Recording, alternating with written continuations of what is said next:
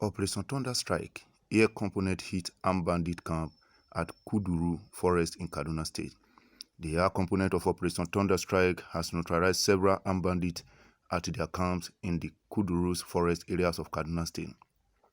The hill of intelligence report indicating the convergence of members of an Azarus terrorist sect-linked bandit group led by one Malam Abba at the location.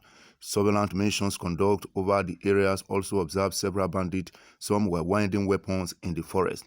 Coordinator, Defense Media Operation, Major General John Eneche, in a press release said, Nigerian Air Force jet and helicopters, gunships were therefore tasked to attack the location.